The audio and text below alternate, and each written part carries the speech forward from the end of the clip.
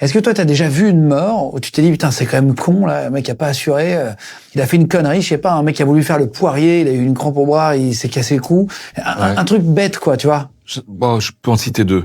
Un qui avalait une fourchette. Oui, si. Il avalait une fourchette. C'était des paris. C'est un bon vivant. Et oui, un bon vivant, ça fait souvent un bon mort aussi, mais il avait des verres de bière et il flûtait le verre de bière qu'on lui offrait. Et le truc, c'est, tu me paies ma bière et j'avale ce que tu veux. Et il avalait des pièces de monnaie, il avalait toutes sortes de choses. Et là, il avale. Attends, le même soir? Ouais. Donc, dans son bide, t'as retrouvé des pièces de monnaie? J'ai trouvé des pièces de monnaie. J'ai même retrouvé un couteau de friterie, tu vois, un couteau blanc. Mais c'est à quel moment il se dit que c'est pas... C'est des couteaux en plastique, de friterie. Oui, mais ça reste pas malin non plus. Ah non, c'est pas malin, non. Non, c'est pas malin. Mais il était franc bourré. Vraiment, il était à 2 grammes and chic quand il a avalé la fourchette. Un morceau de fourchette de friterie. Alors tu vas savoir que quand on avale, il y a d'abord un rétrécissement ici au-dessus, qui est l'ouverture de l'œsophage. Il y a un rétrécissement à peu près à cette hauteur-là, où l'œsophage croise l'aorte, et l'aorte fait une dépression sur l'œsophage, donc elle pousse un peu dessus. Et puis il y a le cardia, donc c'est l'ouverture de l'estomac.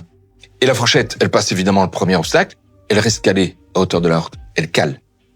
Et au fur et à mesure du temps, elle est rentrée progressivement, elle a traversé toute la paroi, elle est rentrée dans l'aorte. Et ça lui a fait une hémorragie interne. Alors le gars, il se pointe à l'hôpital, accompagné de ses copains, tous bourrés, en disant au médecin, j'avais une fourchette. Le médecin, mon œil, on va quand même vérifier, on l'envoie à la radio. Oui, mais la fourchette en plastique, à la radio, c'est radio transparent, ça veut dire que tu vas pas la voir. Tu la vois pas. Mais la fourchette est là. Et le gars rentre chez lui, persuadé, le médecin lui a dit, il n'a pas de fourchette, donc persuadé que c'est parce qu'il était bourré, quoi. Pendant 9 jours, il a vécu avec cette fourchette qui s'est progressivement enfoncée à la paroi de l'œsophage jusqu'à toucher l'aorte. Mais il continuait de manger? Oui.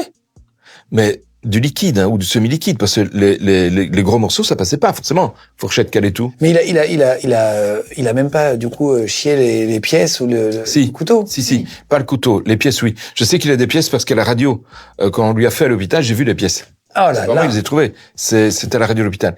Et puis, au 9e jour, il revient le médecin parce qu'il a mal à la gorge. Et quand le médecin arrive, il le trouve mort, couché par terre, dans une flaque de sang qui est assez monstrueuse.